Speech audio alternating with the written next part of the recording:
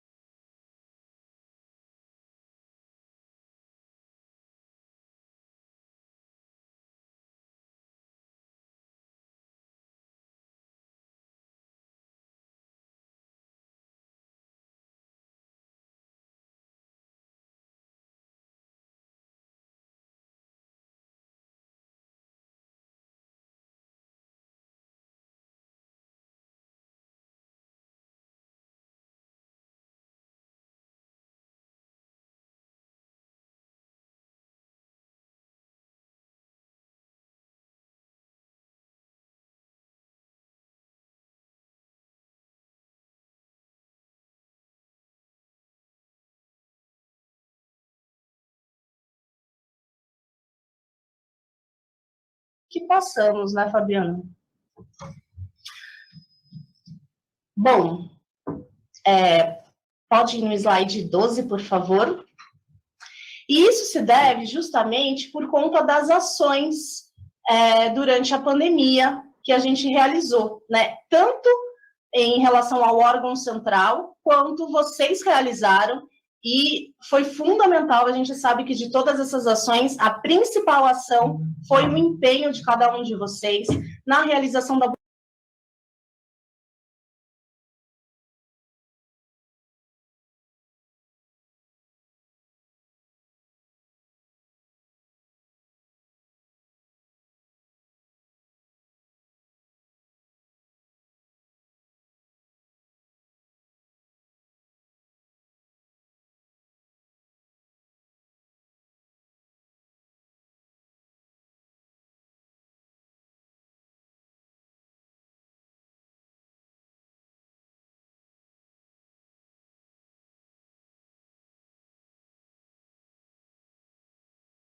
a gente sabe que vocês fizeram o maior esforço para fazer com que esse material chegasse na casa de cada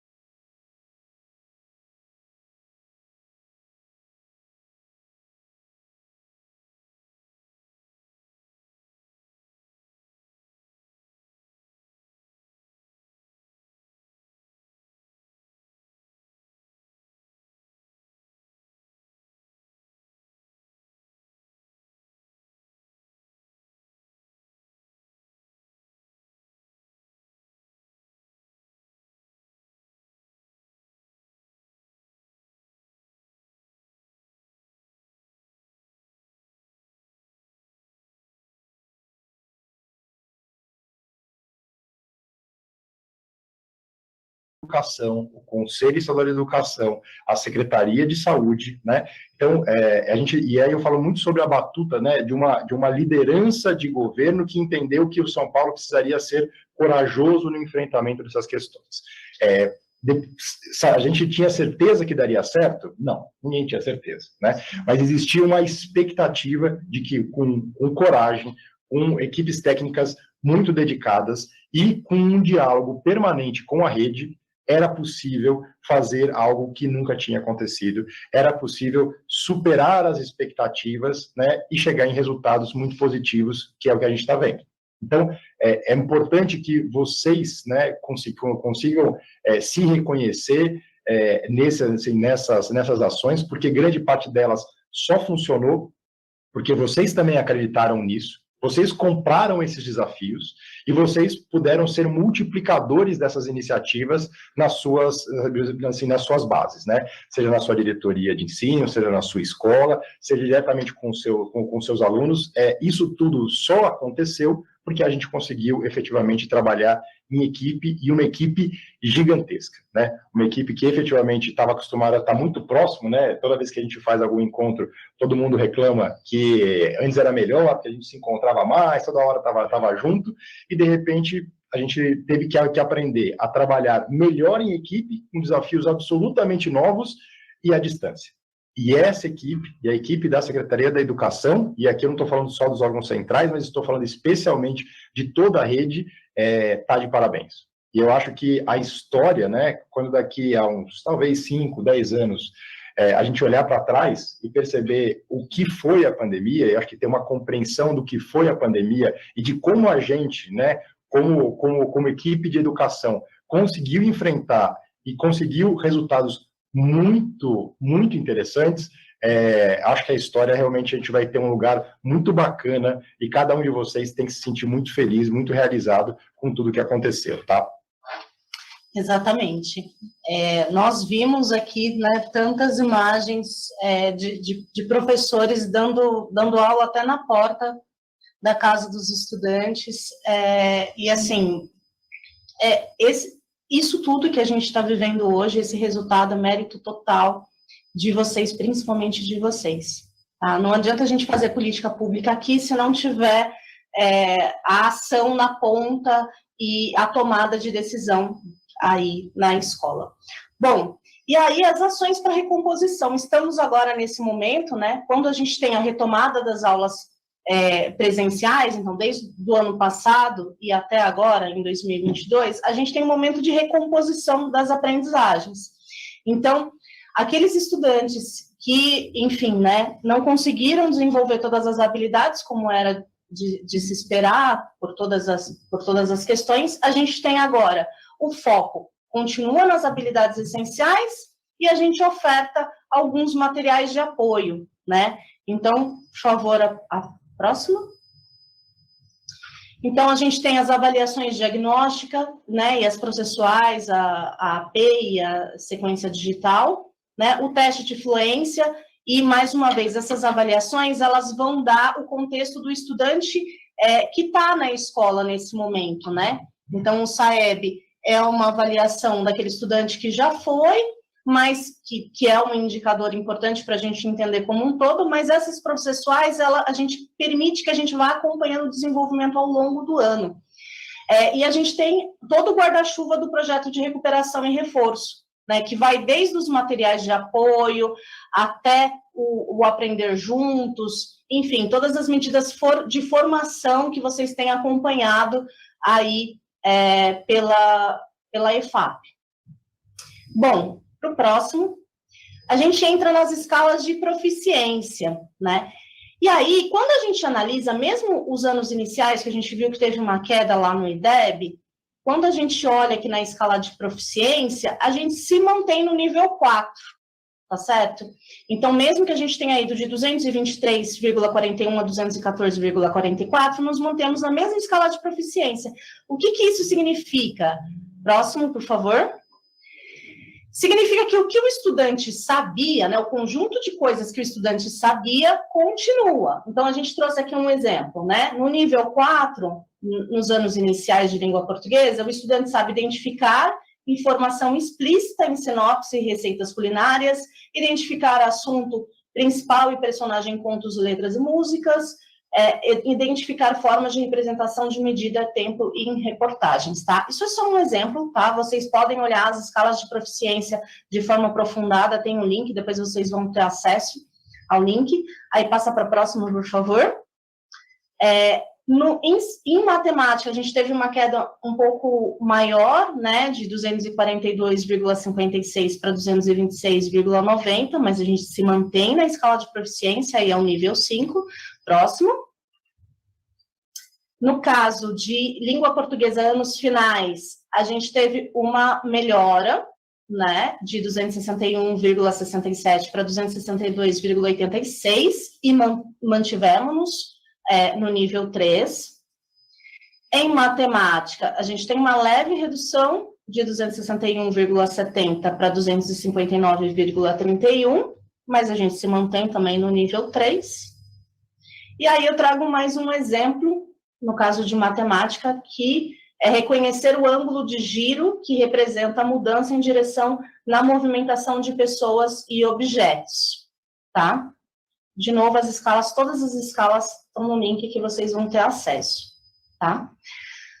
No ensino médio, que é a próxima, a gente tem uma redução bastante leve, de 279,12 para 278,34, então a gente também se mantém no nível 3. E aí, pode passar mais duas. Para matemática, a gente tem uma redução mais substancial, que é de 273,45 para 268,86, mas a gente também se mantém no nível 2. Então, assim, como a gente pode observar em todas as escalas, né, em todos os anos, a proficiência, embora tenha se movimentado, nós mantivemos a mesma escala de proficiência. Ou seja, o que os estudantes em 2019, né, o conjunto de coisas que os estudantes conseguiam entender, interpretar, as habilidades todas em 2019, mantém-se o mesmo conjunto, tá? Em 2021.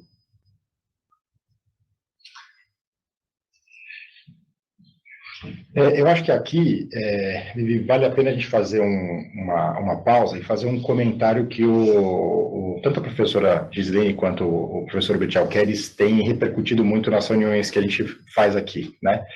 Que é um fato, a gente tem muitas novidades sendo implementadas na educação nos últimos anos, né? Se a gente ficar em uma só, a gente está falando do novo ensino médio, é uma transformação profunda, né, radical, que São Paulo, de novo, é pioneiro, né, na implementação disso, corajoso na implantação disso, e a gente está vendo que, mesmo com todas essas mudanças, a gente ainda consegue manter as conquistas, né? Obviamente, existe uma clara percepção de que tem muito para ser feito ainda, né? Tem muito para ser consolidado, tem muito para ser amadurecido e avançar.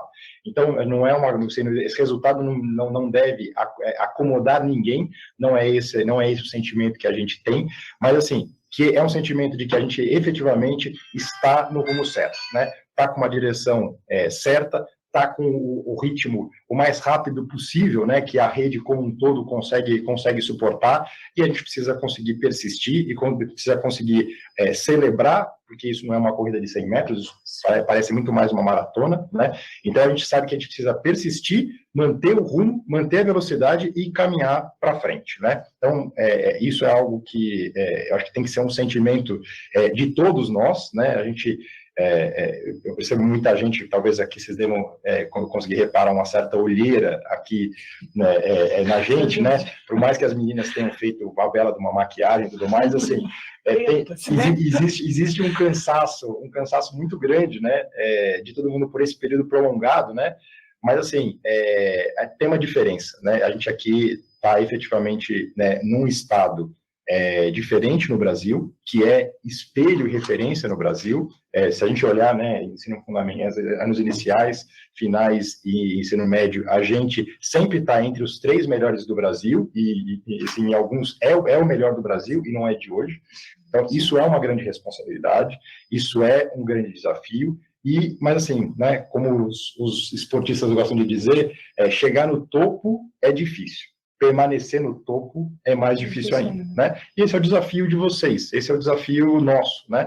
É o que nos une e é o que tem que nos motivar. E eu acho que dias como esse é o dia da gente conseguir fazer uma pequena pausa, entender, celebrar, renovar a energia e avançar, né? Porque o caminho ainda é longo na direção da excelência da educação, que é o grande objetivo, né? É o grande propósito de todos nós, né? Pode seguir, Vivi, por favor. Exatamente, Fabiano. É importante a gente olhar esses dados e pensar por 2 lados, né? Então, por que a gente está celebrando tanto? Porque a gente passou por 2 anos de pandemia e olhar e ver que a gente se manteve de fato um esforço coletivo muito grande e que merece ser, de fato, parabenizado. Mas a gente tem que olhar, sim, para aquilo que está dentro do plano estadual, de educação, né, daquilo que a gente tinha que a gente tem como meta para 2024, e é importante a gente olhar para além das metas, a aprendizagem do estudante. Por isso que eu falei dos níveis, né, das escalas de proficiência. É fundamental que na escola você olhe o seu boletim, olhe a escala de proficiência e procure compreender o que ainda é possível, né, a gente trabalhar com os nossos estudantes para que eles tenham acesso a todos os direitos de aprendizagem que estão aí garantidos na Base Nacional Comum Curricular e no nosso currículo paulista. Os próximos gráficos, por favor, são para a gente ter uma noção, né, disso que o Fabiano falou, de como estamos frente ao Brasil, né? Então, aqui nos anos iniciais, a linha azul é o São Paulo, né? E a linha verde, a gente está falando dos anos iniciais no Brasil. Então, historicamente, a gente sempre se manteve acima, né, da média brasileira, tá? Então, nos últimos anos, aqui, se a gente pegar de 2015 para 2021, a gente tem aí figurado, né, na escala do 6, né, do 6,4, 6,5, mesmo quando o Brasil ainda não tinha alcançado, tá? Próximo, anos finais. Nos anos finais também, vocês observem que a gente sempre se manteve acima, e aí dada a responsabilidade que o Fabiano comentou, e no ensino médio, mesma coisa, tá? Hoje a gente está com 4,4, enquanto a média brasileira é de 3,9, tá? Bom, Cristi, vamos lá. Bom dia a todos. Feliz de estar aqui com vocês. Vou falar um pouquinho, gente, agora da bonificação, por resultados, né? Que é o que todo mundo pergunta aí, e o bônus, e o bônus, e o bônus, né? Cristi, aproveita que a gente está com uma audiência maior do que a Globo, a Band, a CNN, Terra e UOL, todo mundo junto. A gente está com uma super audiência. E o bônus, e o bônus, e o bônus. Então, gente, antes de eu começar, também tem uma apresentação aí, mas antes de eu falar da apresentação, o que eu queria colocar é que o pagamento, a bonificação, né, o bônus, ele é um processamento que não depende só exclusivamente da Secretaria da Educação, ele envolve outras áreas, ele envolve também o planejamento, ele envolve também a Secretaria da Fazenda.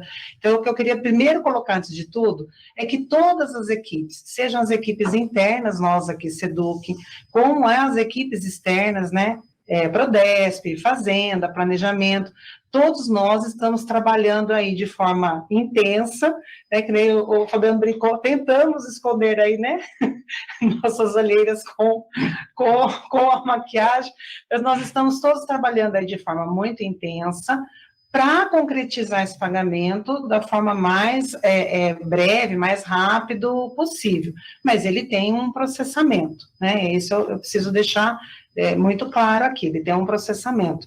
Então, põe um slide, por favor. Então, o procedimento do processamento do pagamento para trazer uma pincelada aí do que é para vocês, tá, gente? Então, como a Viviane colocou e o Fabiano também colocou, o secretário já solicitou aí, né, para o INEP os microdados, porque nós estamos com os macrodados, mas nós precisamos dos microdados, né? Então, com o recebimento dos microdados de todas as escolas, toda essa base, né, todos esses dados vão ser trabalhados dentro da regra da resolução conjunta, que vocês têm aí também. Envia-se esse cálculo da resolução para o planejamento. Então, tudo isso que a gente calculou, de acordo com a resolução, com o índice, com as metas, com os microdados, então gera todo um cálculo, que está previsto lá na resolução, não vou aqui detalhar o cálculo, mas pega todo isso daí, envia-se primeiro para o planejamento. O planejamento verifica se está tudo correto, né? Está tudo certinho, verifica, está de acordo com a resolução, está de acordo com as regras, e o planejamento aprova isso. Aprova isso, envia-se para a Fazenda. A Fazenda faz também a previsão do montante de que seria o pagamento, a Fazenda aprova, volta para o planejamento, volta aqui para a CGRH, que de fato vai fazer daí o que eu chamo assim, o último cálculo, o final, que é o valor individualizado por cada servidor, né? E aí, retorna de novo essa última etapa, o cálculo individualizado por cada servidor, retorna para a Fazenda, e aí entra na parte dos processamentos e prazos mesmo para pagamento. Volta para mim, por favor. Então, foi uma breve pincelada, porque é um pouco complexo, né? Então, foi uma breve pincelada, que acho que também, né, não cabe a gente, né, é complexo, mas foi uma breve pincelada para vocês entenderem que tem todo um fluxo. Então, volto a falar, nós estamos trabalhando aí de forma muito intensa para que processemos isso, nesse fluxo, da forma mais rápida possível. E, Cristi, eu acho que vale a pena falar, a Andréa, que tá aqui no estúdio, ela veio comentar, né, que além de a gente fica monitorando as nossas redes, e assim, a gente sabe que a gente está numa época que eu falo que fake news é o que mais se tem, né?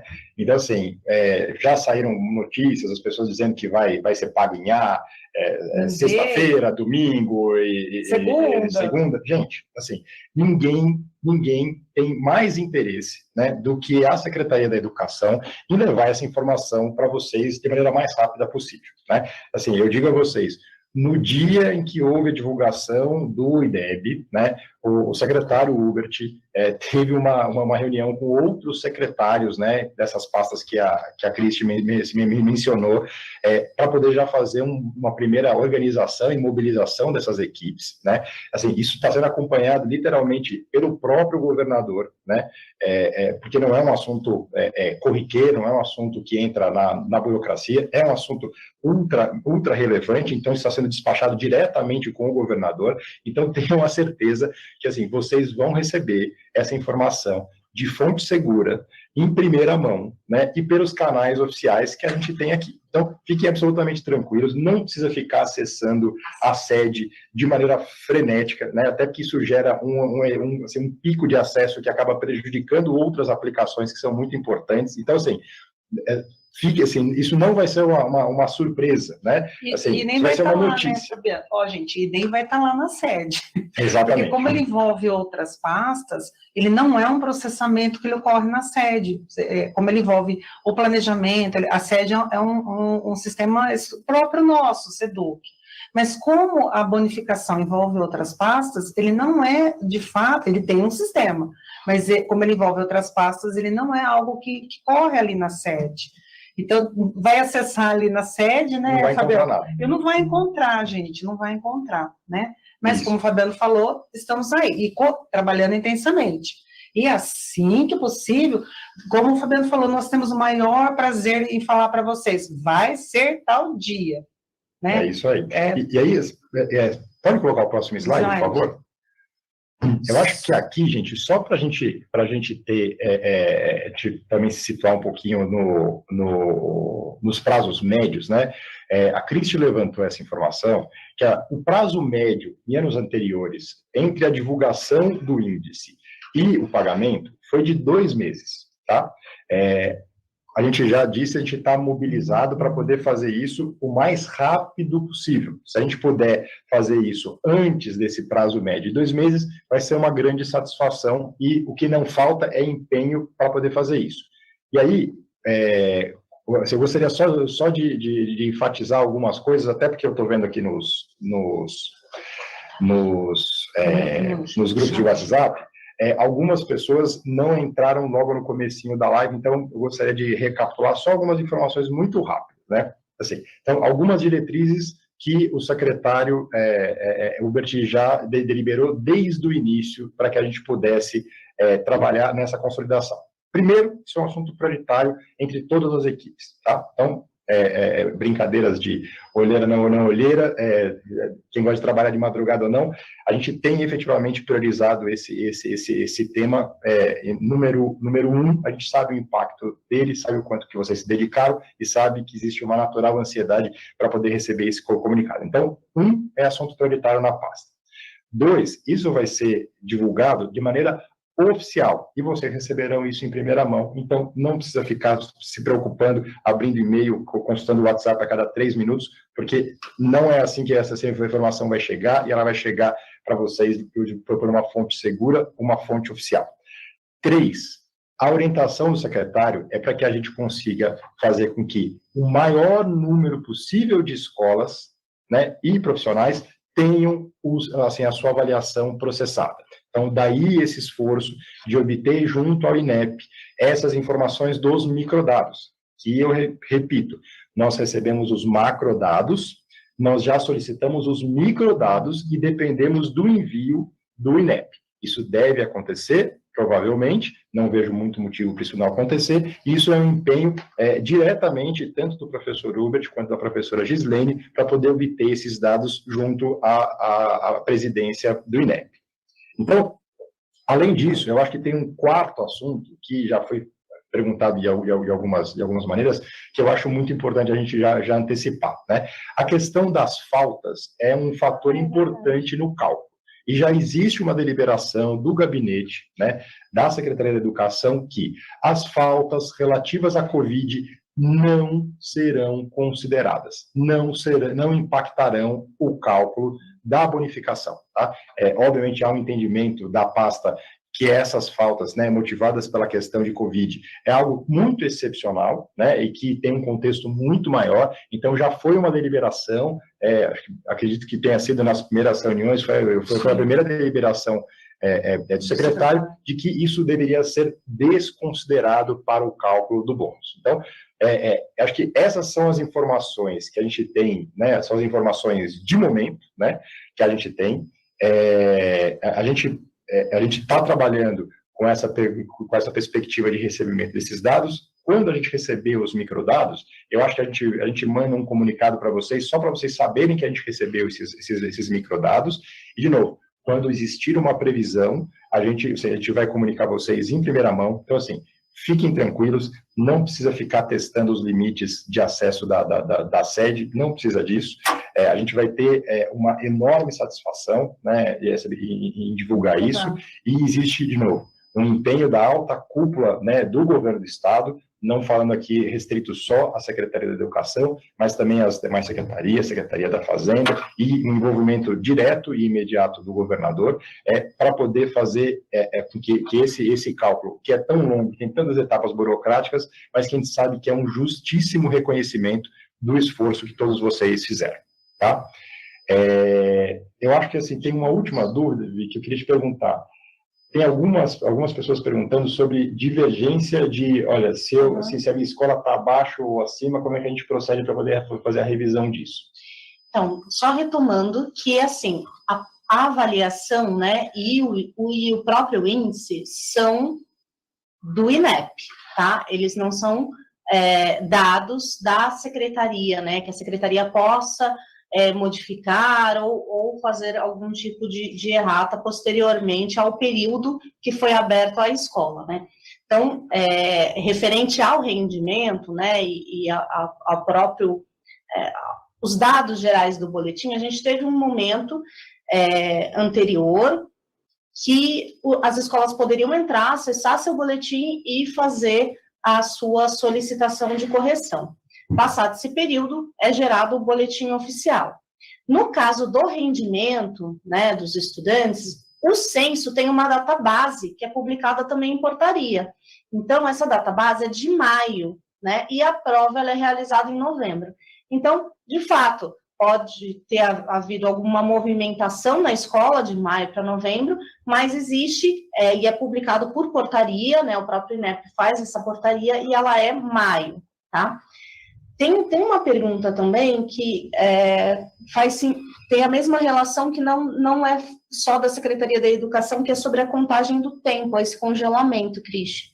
Acho que valia a gente responder que não depende só da Secretaria da Educação. Isso. A contagem, o cálculo, é o que eu coloquei, ele não depende só da Secretaria da Educação, né? Ele depende dos outros órgãos externos. Então, o que já está, né, Viviane, consolidado, não tem como alterar, gente, né? Vocês tiveram aí uma etapa também de recurso para isso. Então, o que já consolidou depois da etapa de recurso, não tem também agora como alterar. No caso dos microdados, né, tem algumas escolas aqui falando que a gente atingiu 79%. Desculpa, a única coisa de diferente do consolidado é o que o Fabiano colocou. As faltas COVID, elas não serão consideradas, elas não impactarão no pagamento, elas não serão descontadas. Tá? Que esse é um dado exclusivamente nosso, tudo bem? Então, esse dado, que é um dado exclusivamente nosso, tudo bem, a gente trabalha com ele e essas faltas não serão descontadas. Os dados que não são exclusivamente nossos e já estão consolidados, não tem como a gente alterar. No caso e tanto que aquilo que a gente consegue mexer, movimentar, a gente tem se esforçado, o fato, por exemplo, do esforço da Secretaria em alcançar, né, em ter esse resultado de todas as escolas em relação aos microdados, né? Então, algumas escolas apontaram aqui, também tivemos 79%, 78%, não tivemos IDEB. Então, esse ofício já saiu da Secretaria da Educação. Maravilha. Gente, eu acho que passamos por todos os slides que a gente queria compartilhar com vocês. Espero que vocês tenham gostado dessas informações. Acho que tem um trabalho muito grande, né, para para cada escola, para cada diretoria, fazer na análise, né, dos seus dados. Aqui, de novo, a gente pegou os dados macro, mas assim, certamente cada dirigente, cada diretora, né, cada supervisora consegue fazer isso, uma análise muito mais específica da sua atuação, né, das escolas que estão sobre a sua gestão, que pode ser melhorado, o que deve ser melhorado, o que é um ponto de atenção. A gente tem feito vários recortes, né? Isso é muito interessante, pelas escolas de ensino integral, por capital, por interior. Então, as equipes têm feito todos esses recortes, mas, de novo, por mais que a gente se interesse, são vocês que vão ter o conhecimento imbatível, né, sobre a sua realidade, sobre aquela escola específica, né? E, de novo, se a gente puder, de alguma maneira, colaborar, né, e dar suporte para as ações que vocês entendem importantes, a gente, obviamente, está aberto para poder fazer essa análise. Eu acho que o IDEB, obviamente, ele é um grande indicador, né? E aí, como indicador, a gente, como educador, a gente sabe que avaliar é fundamental, né? É fundamental para a gente poder saber se a gente foi bem, se a gente tem alguma coisa para ser melhorado. Então, a gente tem que gostar, né, de ser avaliado, tem que gostar do indicador, seja ele super positivo, seja ele ainda aquém da nossa expectativa, mas é muito importante que a gente efetivamente se debruce sobre esse indicador, comemore quando esse indicador é muito bom, trabalhe de maneira muito focada quando ele tem algum ponto a ser melhorado. E, lembrando, a gente está fazendo uma corrida aqui, uma maratona, são 42 quilômetros, e a gente ainda tá no começo dessa corrida. A equipe é muito boa, né? Assim, é uma felicidade a gente conseguir ter times tão qualificados na ponta e times tão qualificados também na retaguarda, né? E tem um alinhamento tão grande, né, que conseguiu atravessar uma pandemia que foi muito cruel, e a gente poder hoje, nesse momento, ainda que virtualmente, né, tá comemorando. O secretário da última live que fez, muitos dirigentes pediram, secretário, vamos, por favor, marcar um dia, né, para poder fazer reuniões presenciais. Não tenham dúvidas, né, a gente tem esse interesse.